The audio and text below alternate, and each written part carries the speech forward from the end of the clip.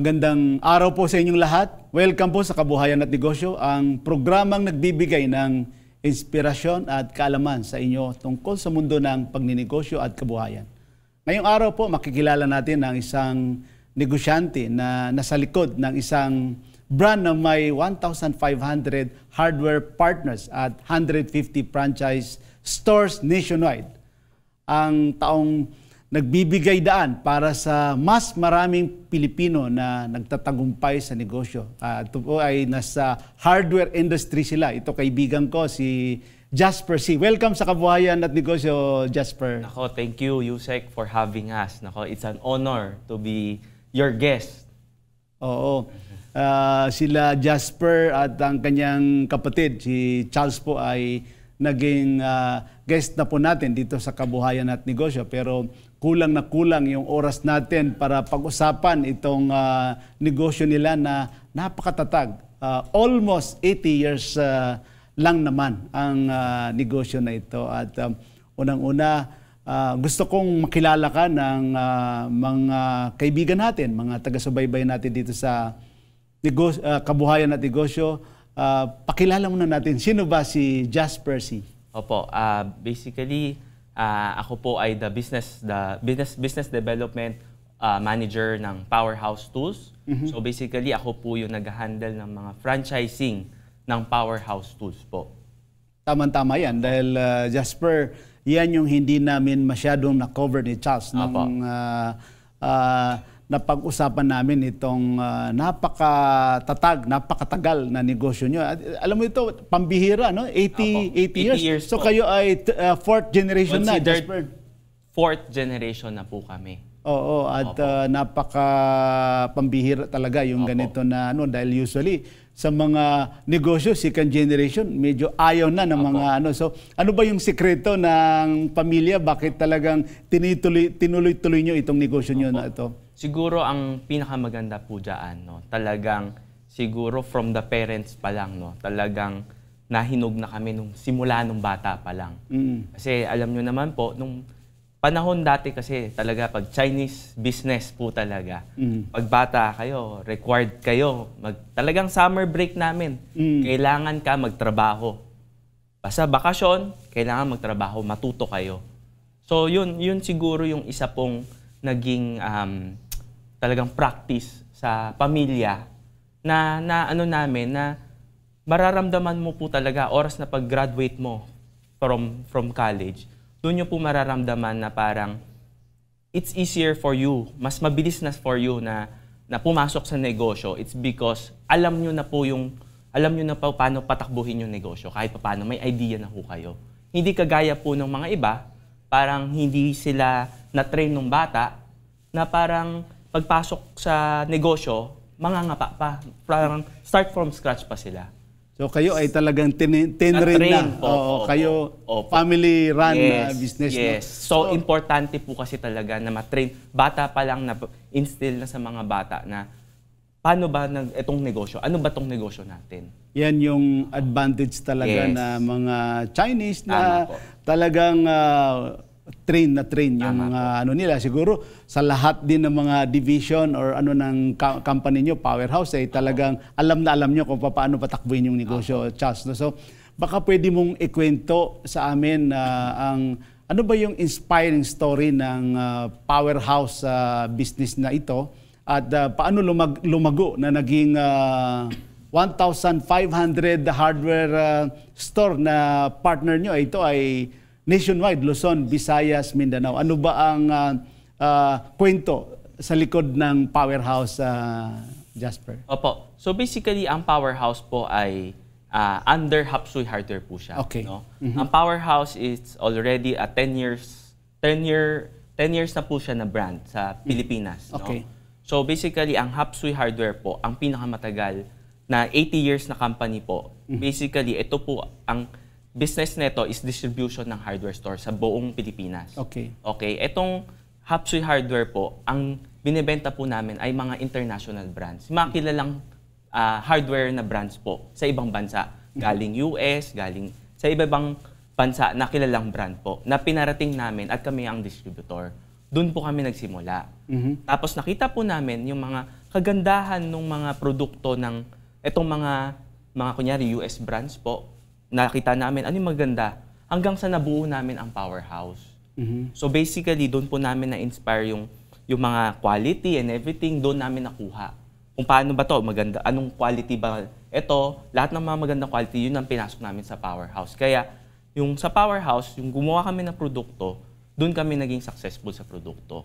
Pero ngunit, hindi pa po yun ang success story ng powerhouse. Nung way back 2010 po, tayo po mismo sarili, nagbukas po tayo ng sariling tindahan natin. Powerhouse store po. So nagbukas po tayo ng 3 store that time. And actually gumawa na rin po tayo ng franchising at that time. Bago pa noon?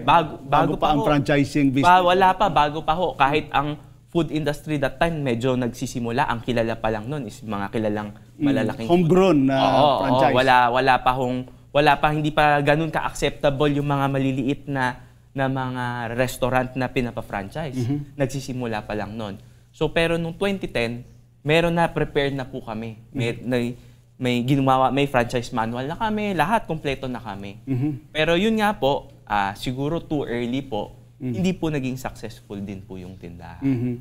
No, so nagsarado din po kami. So ibig sabihin na hindi itong ay muntik lang kayo hindi tumuloy at talagang dumaan din kayo sa hirap sa negosyo. Tama po, Yusek. Hindi po siya, sa lahat po naman ng negosyo, hindi naman po lahat magiging successful. There's always a right time for that as well. No? So siguro sa tagal nyo na rin sa hardware industry, isa kayo sa pinakamalaki na hardware sa buong Pilipinas. At sa ganun katagal, 80 years, Power Tools, ano ba yung sikreto ninyo na nalagpasan ninyo yung ganun na naging problema nyo? Sabi mo nga, noong 2010 ay muntik lang kayo magsara. At ano ba yung sikreto nyo na nalagpasan nyo to at ano ba ang talagang sikreto nyo sa financial stability ninyo? Siguro po yun, ang importante. Oras na may ganyan, syempre, may mga desisyon tayo na may pagkakamali rin tayo, no? Hindi tayo pwedeng tumigil sa ganun na lang. Pagka bumagsak tayo, kailangan natin umahon. Paano tayo aahon?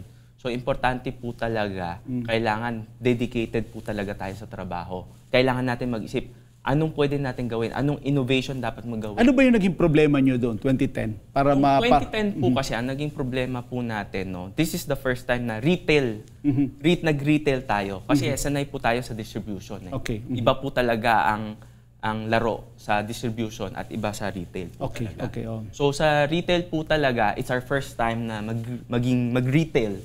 No? So ang problema po doon, yung operations itself, sobrang hirap tayo with the operations. Kasi wala tayo. Parang siguro kinumpit nyo na rin yung mga distributor nyo. So ganun ang isang... Actually po, Yusek, ang medyong kinalaban natin is yung mga, gusto nating gayahin is yung mga kilalang mga hardware sa loob ng mall. Kasi na-locate din po tayo sa mga ganung areas po, yung mga binuksan natin.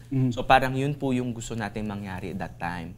Pero syempre, mahirap din banggain itong mga malalaki na to at saka sila, sanay na sila at marami na silang tindahan. So ngayon, ang nangyari po, hindi natin forte yon, so nagsarado po tayo ng mga tindahan. Pero yun nga, ngayon, bumalik po tayo. Pero distributorship kayo nag-concentrate. Yun po talaga, distributorship. Tapos ngayon, yun nga po, naisipan natin talaga ituloy ngayon ulit yung franchising natin. No, yung franchising po natin ngayon, ano po ang naging success story? It's because siguro ang pinahalagahan natin yung mga partners natin. No, ito yung mga partners natin na yung mga existing na mga hardware store po. No, itong mga existing... Ito yung partner nyo na 1,500 hardware buong Pilipinas. So meron po dyan, yung sa 1,500 po na stores na yan, kinausap natin na we will support you, basta i-convert nyo lang po yung mga stores nyo to Powerhouse.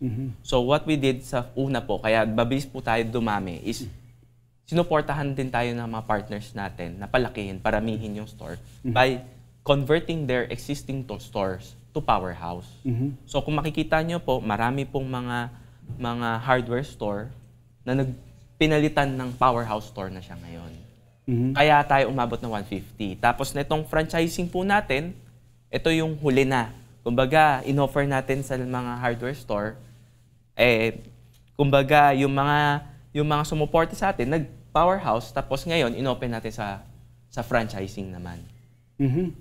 So, dito sa mga nabanggit nyo na 1,500 hardware partner natin nationwide, ano ba yung plano nyo para lalo pa itong madagdagan, itong 1,500? So, yun nga po, no, kung makikita nyo, ang merkado po ng hardware is masyado pong malaki sa Pilipinas. No? And also, ang bansa natin is progressive. No? Talagang maraming mga construction and everything. No? So, kaya tayo nagpapa-franchise right now. It's because these franchisees also can also supply sa mga hardware store.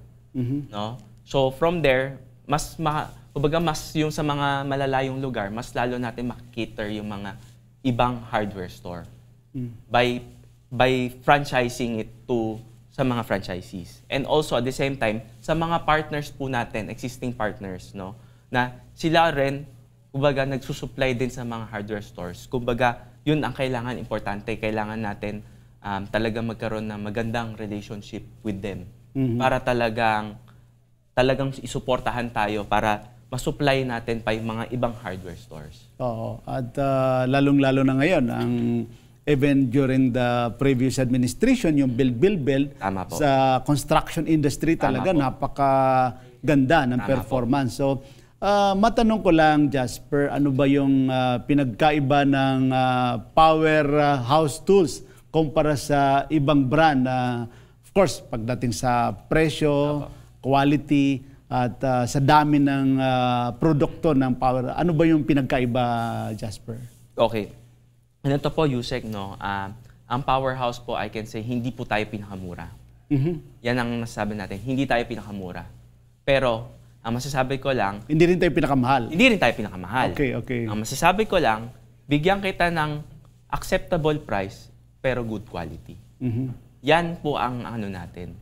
Yan ang ma-assure namin sa inyo. Okay. So, yun po yung kaibahan natin sa iba. Pangalawa, ang isa sigurong pinakamaganda is, kaya nga natin ginagawa tong tindahan, is because gusto natin maging one-stop shop tayo. No? So, kumbaga, kung pumunta ka sa hardware, lahat nandyan na po. Kasi ngayon po, kung makikita nyo po, ang mga hardware store, pag pumunta ka ng electrical na hardware, electrical lang po siya. Hindi kagaya po dito sa atin.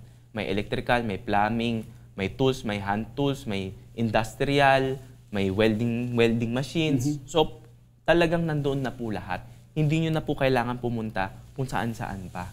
Kumpleto na po dito. Kumpleto talaga, Opo. no? So, bakit po kayo nagdesisyon na 100% franchise model, walang company-owned store instead na halo-halo yung ano nyo, mga product ninyo? At paano kayo makatulong ito sa franchise, dito sa franchising ninyo? Siguro ang kaya namin napagdesisyonan nun is because kami po ay naririnig din naman po natin sa iba ano man nagiging problema ng franchising business sa atin, no? Pagka kasi ang nagiging problema na po natin dyan, kung may sariling store ka at may store kang pinapa-franchise, kung sakaling hindi maiwasan po kasi na magkaroon ng bias. Kasi syempre, ano po, bilang company-owned po na store, mas priority po natin ang company-owned natin kaysa sa mga franchising. So para maiwasan po talaga natin yung mga biases po na yan, hindi po tayo nagbukas. Pinaubayan na natin sa kanila yan. Okay. Kumbaga, so hindi na kayo nakipag-compete sa kanila? Hindi na po. Kumbaga para gusto po natin na, sige, kayo na bahala dyan. Kung yung kita na yan, kayo bahala dyan. Kita nyo yan. Correct. Hindi namin kukunin yan. Kumbaga kasi itong negosyo na po na ito, kaya po tayo nakaghahanap ng partner. It's not because para gawin natin silang parang, ano natin, kumbaga, parang empleyado natin eh. Ang ginagawa natin is talagang partnership eh. Kumbaga, kailangan suportahan ka namin 100%. Hindi pwedeng may bias. So, importante po yun. Napaka-importante yun. Kaya hindi po tayo nagbukas, no? So, ngayon, kaya masaya yung mga franchisee natin is because alam nilang hindi natin sila kinakalaban.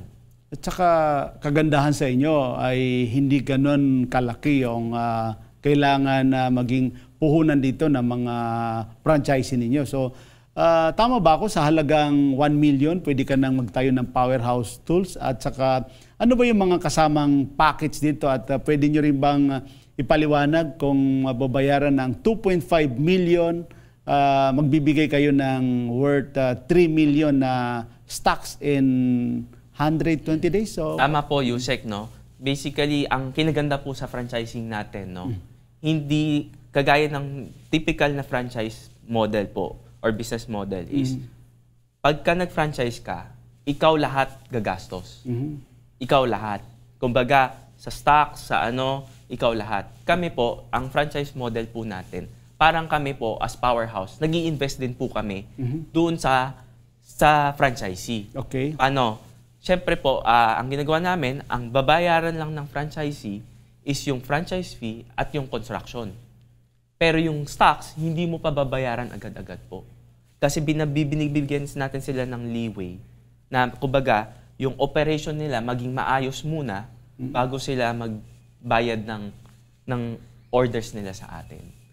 Kumbaga, kaya nagbibigay tayo ng 120 days para talagang may ano sila na, kumbaga, yung 4 na buwan na benta, siguradong kaya mo nang bayaran. Kasi may cash ka nang nakuha eh. May cash flow May na. cash flow na eh. Diba? For 4 months na sales, you can get the cash from there, from the sales, then you can pay your obligation to Powerhouse. So basically, talagang nag-i-invest din kami kasi iniiwan namin yung produkto sa inyo for 4 months without paying. So ano yung klaseng support na binibigay ninyo sa mga franchise niyo mula, like for example, kailangan yung site selection, mga training, hanggang yung sistema ng pagtatakbo ng franchise business? Opo. So yun po, no? We have a team, no? Iba-ibang departamento po yan. We have the marketing, meron po tayong grupo na naghahanap ng mga sites sa mga franchisee na nag-sign or ma-interested na mag-franchise ng Powerhouse, no? We have a team for that, no? And then at the same time, in terms of the training, nititrain din natin yan, yung mga tao nila. And aside from that, the training sa store, nagtitrain din tayo kung paano, kumbaga, for the service centers. Gagawing service centers din yung mga store nyo para kung kunyari, nagka-problema kayo doon sa produkto, kayo mismo, marunong na kayo, kaya nyo nang ayusin ano yung mga problema doon sa mga produkto natin. No? So yan, kasama po sa training natin po yan. Tapos, another support is, of course, yung operation. No? Tinutulungan natin sila how to operate that. Based from our experience from other stores, yun yung po yung binibigay natin or tinuturo natin sa kanila. O ito yung mga experiences natin previously. So you can adapt that. You can adapt that. And also the marketing strategies na mga ginagawa natin na maging successful. No? So yan yung mga ina-adapt natin for the new stores na yun yung mga support na binibigay po natin sa kanila. Sa mahigit na 5,000 SKUs, no? Paano po ninyo minamanage ang mga franchisee nyo? Of course, napakahirap i-manage yung inventory. Ano ba yung mga best-selling na in-demand na mga product ninyo sa merkado ngayon? Okay. Yung pagdating po sa pag-manage ng inventory po natin, no? We always require them na magkaroon ng POS. Hindi po kagaya ng dating mga hardware store, sulat-sulat lang po. So ngayon po, yun po, kaya natin nagpapa-franchise tayo is to modernize yung mga traditional hardware natin ngayon. No? Kasi pagdating po sa traditional hardware, napag-iiwanan po tayo ng ibang bansa. No? Kung makikita nyo, ngayon sa ibang bansa, wala na kayo makikita yung mga lumang hardware store, talagang ngayon modernized na, which is yun po yung ginagawa natin sa Powerhouse. Okay. Mino-modernize na natin yung mga hardware store. So high-tech na rin. Opo, kasi ang panahon po ngayon is gusto na ng tao yung nahawakan yung mga produkto, no? Nakikita nila kung okay ba o hindi. Hindi po kagaya dati, mga traditional hardware, hindi ka makakapasok eh. Yung talagang may nakaharang eh, anong kailangan mo? O ito yung kailangan ko. O sige, ito po yung ito na po yung gamit nyo. Pagkatapos nun, wala na. No? Ngayon, iba na po ngayon eh. Nag-iiba na po ngayon. No? So yun, importante po talaga na meron tayong inventory system. So meron po tayong POS. No? Yung POS na yun po yung tumutulong na makita yung mga benta natin, yung mga inventaryo natin. So yun po yung In terms of na mga fast moving na nating mga produkto or mga talaga mabenta nating gamit, nakilala naman po ang Powerhouse sa mga welding machine, power tools, mga generators. Yan po yung mga talagang top 3 SKUs natin. Mamaya ay pag-usapan natin yung mga best-selling nyo, no? Mga generators, welding, at just maraming mga kababayan natin na naghahanap ng magandang negosyo. At kagandahan sa franchise ay ito ay tried and tested. Yes. Ano ba ang mga sa tingin mong mga dahilan bakit magandang piliin itong Powerhouse Tools business para doon sa mga first-time entrepreneurs dito sila mag-invest? Pero bago mo sagutin yan, mag-break muna tayo. Magbabalik po ang Kabuhayan at Negosyo. Huwag po kayong alis.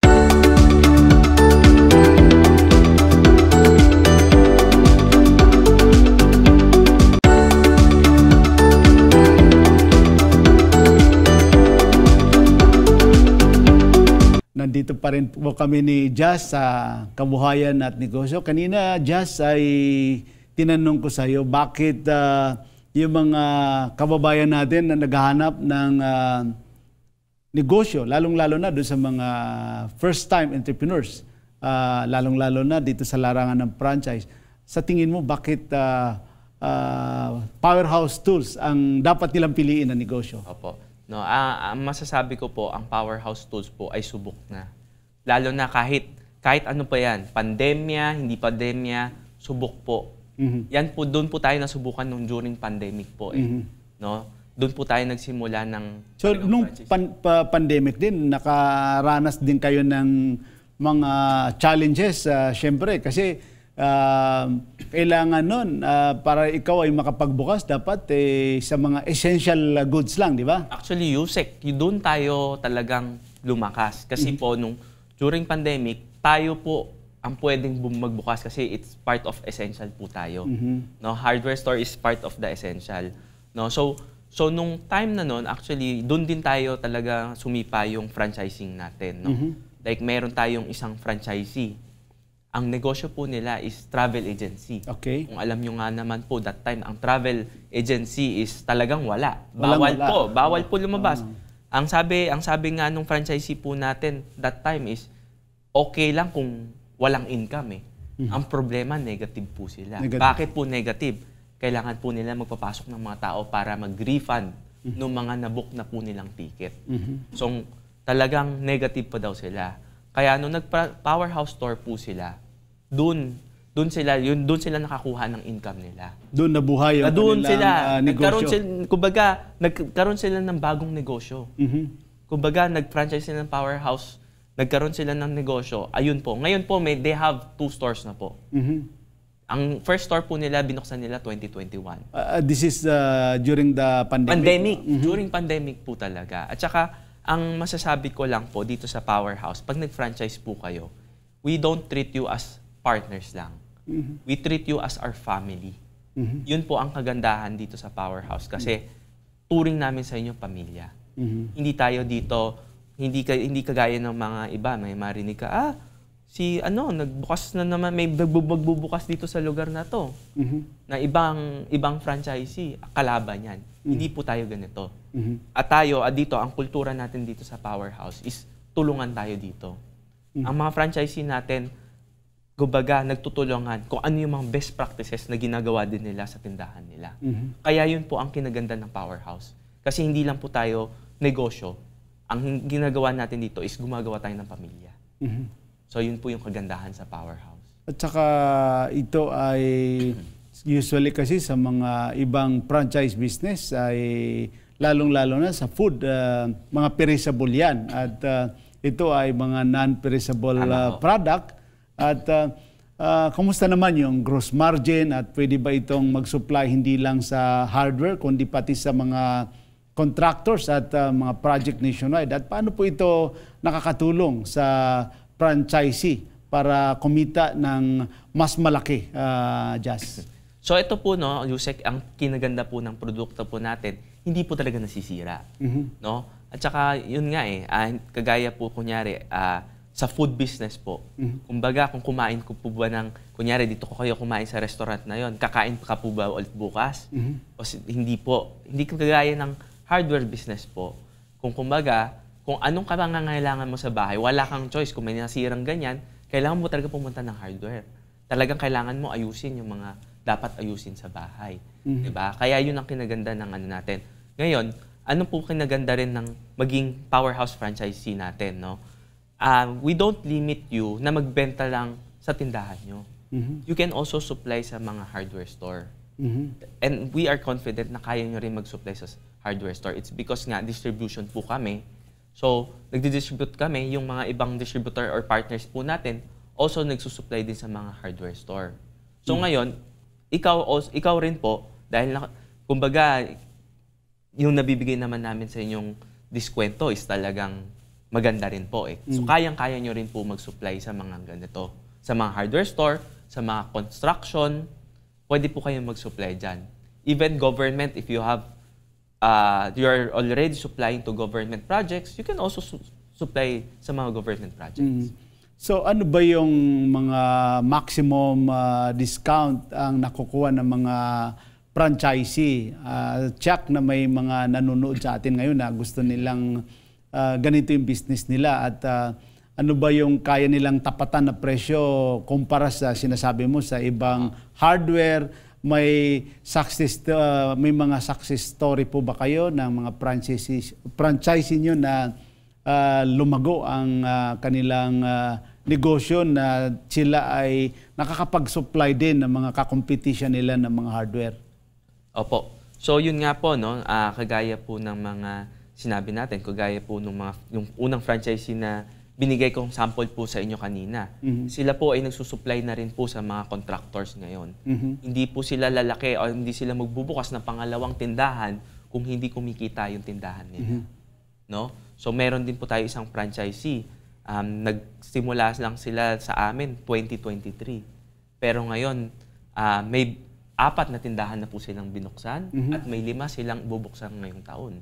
So ito po kasi ang negosyo nila is talagang gano'n, nagsusupply sa mga construction company at sa mga government projects. Ganyan po ang mga negosyo na pinasukan nila.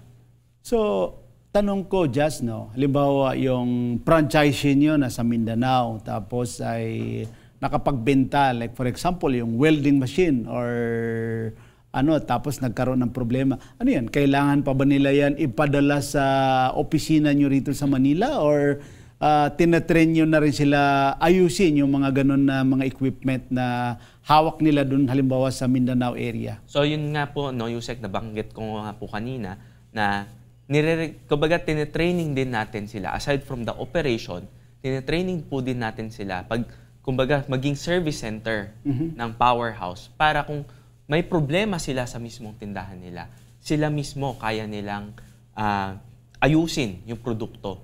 No? Base naman po sa natin, no, ang majority naman na karamihan na nagiging problema po sa mga produkto is karamihan talaga sa paggamit ng end user. No? So kung si tindahan din, tinuturuan natin din sila na maturuan yung mga end user paano ba gamitin to. Kasi pag naturo mo yun, mas wala tayong aalagaan din nila. Alagaan din nila. At alam nila paano paggamitin yung produkto. Kasi kung hindi mo, benta lang po tayo ng benta, at hindi mo tinuruan, syempre sila mangangapa din po. Kung ano-ano lang din, kumbaga hindi na nila alam paano ba gamitin to. No? So may tendency na masira nila yung produkto. Na kahit kaano pa kaganda yung produkto mo, kung hindi mo rin din naturuan ng maayos paano paggamit, wala rin po mangyayari. Correct. So napaka-importante po nun. Kaya talagang kasama po sa training natin yun sa mga tindahan natin. Mula sa pagiging distributor hanggang sa pagbuo ng sariling tool empire, no?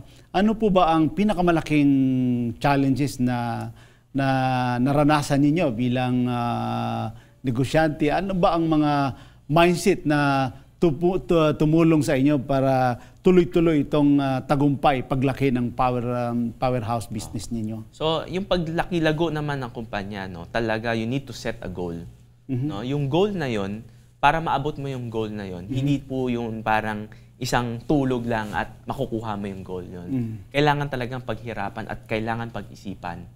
At wag na wag po natin kalimutan ang pagdadasal also sa ating Diyos. Dahil yon, isa po yon sa malaking tulong, sa guidance at para lumago ang negosyo. No? Kasi karamihan po sa atin, nakakalimut din ang pagdadasal sa Diyos. Napaka-importante din po nun. No? So, yung goal natin, no, kailangan talaga paghirapan yon. Hindi po siya isang iglap lang na makukuha mo yon. And yung mindset po natin kailangan, kumbaga, aligned with your goal. No? Kung laging negative po ang nasa isip natin, hindi natin maaabot yung goal natin. Dapat lagi always positive tayo. Oo. At napakahirap siguro. Isa rin sa mga challenges nyo, Just, ay sabi mo nga, nagsusupply kayo sa 1,500. Pero ngayon siguro, baka humigit kumulang mga 12 or 15,000 na hardware nationwide, no? So, matindi ang competition. Opo. So, paano kayo, ano yung strategy nyo na very competitive pa rin kayo hanggang ngayon sa industriya? At of course, may mga innovation kayo. So, anong ginagawa nyo rito? Pero bago mo sagutin yan, Jazz, ay mag-break muna tayo at wag po kayong alis. Magbabalik po ang Kabuhayan at Negosyo.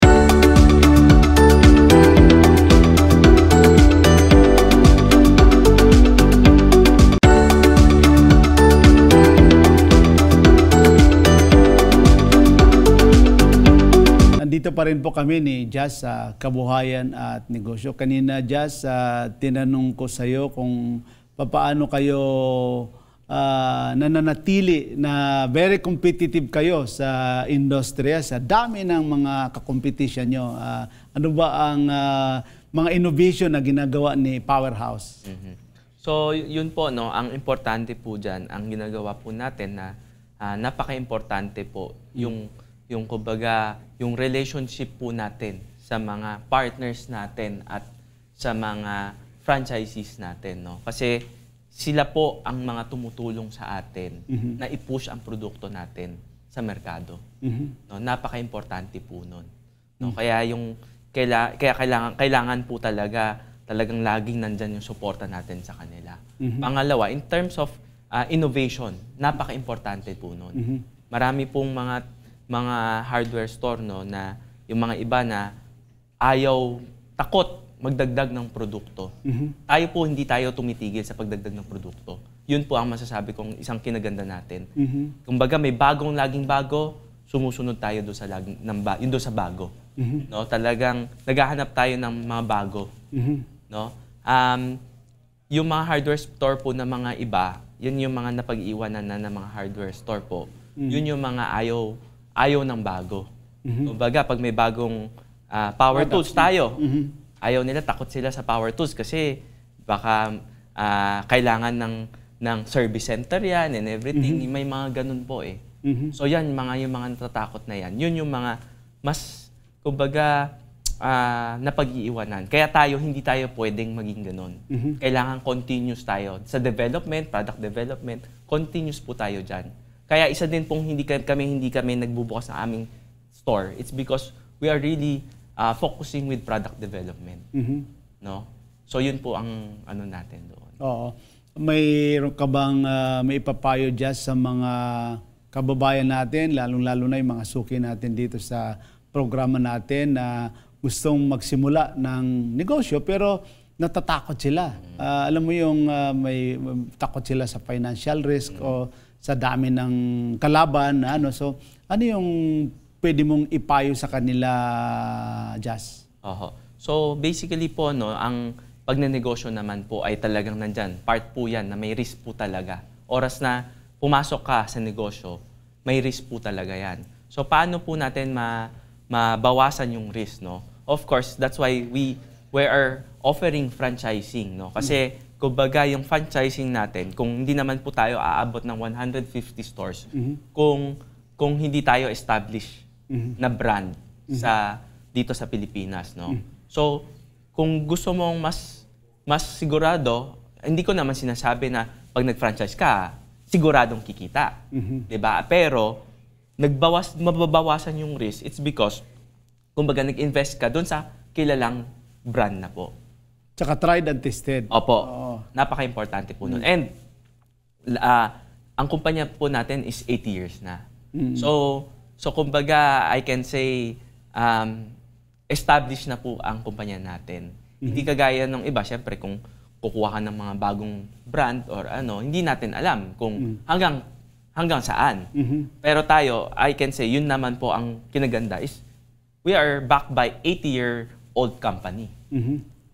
So, ano ba ang vision ng Powerhouse para sa susunod na 10 taon? Oo. So, yun po, no, ang tinatarget po natin talaga na talagang ma-dominate natin buong Pilipinas. Na maging powerhouse country po talaga tayo. No? And at the same time, malay nyo ho, kauna-unahang hardware na brand ng Pilipinas, makikita na rin sa ibang bansa. Hindi natin masabi. So, yun po yung mga gusto nating mangyari na sana maabot natin yung yung goal na yon. Ikaw, Jazz, alam kong hindi lang dito sa Powerhouse ang business mo. Ikaw, marami ka rin mga personal business, no? At napakabata mo at very successful ka, no? Ikaw ba may pwede kang ibigay na advice na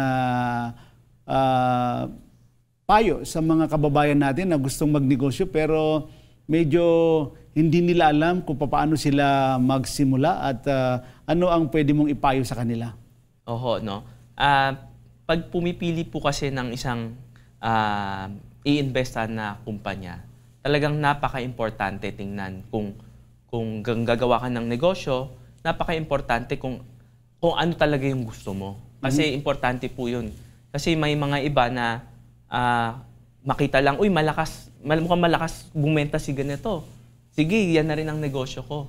Pero minsan kasi yung ganun, pag sumusunod lang tayo kung ano yung sa trend, kumbaga may na, ito, naguhukay ka dito. Nahukay na pala yun. Lahat, kumbaga, namina na yun. Tapos doon ka pa rin naguhukay. Wala na. Kumbaga, dito, kailangan mo mag-isip ng kakaiba. No? Anong pwedeng negosyo na nakakaiba na hindi pa nagagawa ng iba? Kagaya po natin sa franchising, sino po ba makakaisip na ang hardware store pwede i-franchise? Diba? Ang kadalasan na i-franchise nila lang, ang pwede mo lang maisip, pagkain lagi. Yun diba? Yung madalas na mga yun ang kadalasan. Homegrown. Oo. So kagaya kami, as a negosyante, ano pa pwede namin gawin na para kakaiba? No? Yun, kaya namin naisip yun kasi yun nga po, walang gumagawa at subukan natin. So doon tayo nag-invest, walang gumagawa. So ngayon, nung kumbaga ginawa natin, naging successful tayo.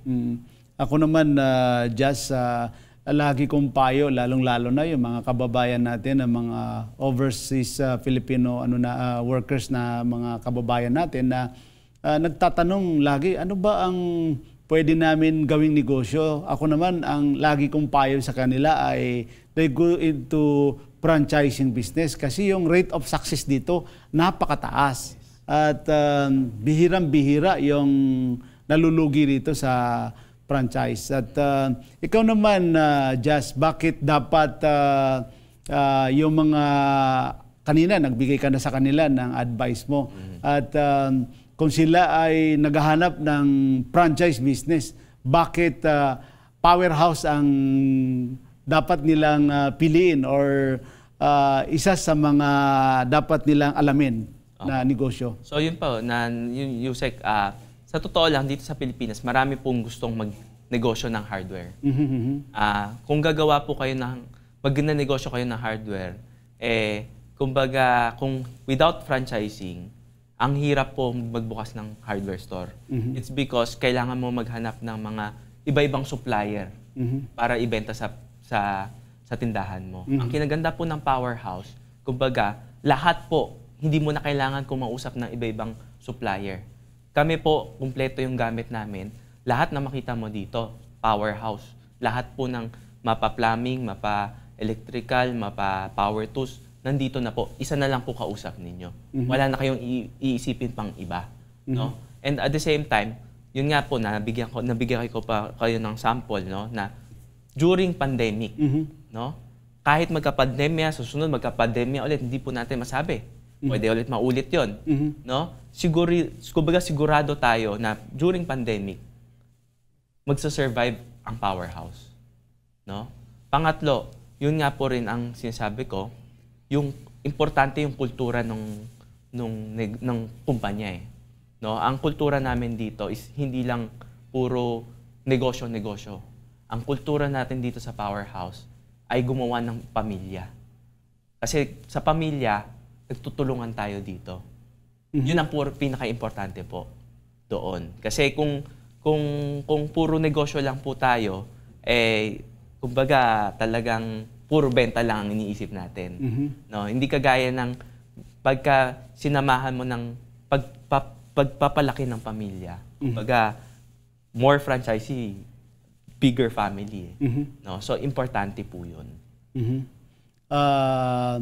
Alam mo, Jazz, marami tayo talagang natututunan sa iyo at may mensahe ka ba or may parting words ka ba sa mga suki natin dito, maybe your future franchisee at mga future partners ng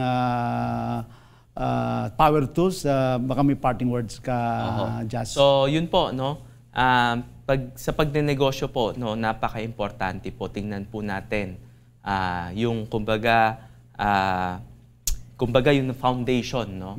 So kagaya po natin 80 years na po tayo. No? Napaka-importante. Kung you want to mitigate the risk, no, you need to talaga to invest doon sa talagang mga kilalang kumpanya na, no? At subok na kumpanya. So, yun po. Maraming salamat sa iyo, Jazz, at thank you sa pagbabahagi mo ng yung kwento nyo, inspirasyon sa aming mga taga-panood dito sa Kabuhayan at Negosyo. Tunay na nakaka-inspire ang inyong hangarin na makatulong sa mga kapwa Pilipino na magkaroon ng sariling negosyo at umasenso rin sa buhay. Sa ating pong mga suki, mga kaibigan, naway nahikayat kayo na pagsimula ang inyong sariling pangarap sa negosyo man o sa kung ano man ang gusto nyong kabuhayan. Ako po si Gani Makatuman, nagpapaalam at nagpapasalamat at patuloy po nating suportahan ang mga lokal na negosyo at kabuhayan, lalong-lalo na yung mga homegrown na mga franchise. Para po sa mga hindi nakapanood ng mga nakaraang episode, maaari niyo pong balikan ang YouTube channel ko, Gani Makatuman, at yung Facebook page natin, Gani Makatuman, Kabuhayan at Negosyo. Huwag po natin kalimutan mag-like, mag-subscribe, at of course, i-follow na rin natin para sa mga bagong episodes at updates. We at Kabuhayan at Negosyo are one with the government and our commitment to help Filipino entrepreneurs improve their lives. Lagi po nating tatandaan, kahit anumang sakuna, kahit anumang problema, kayang-kaya natin ito. Maraming salamat po.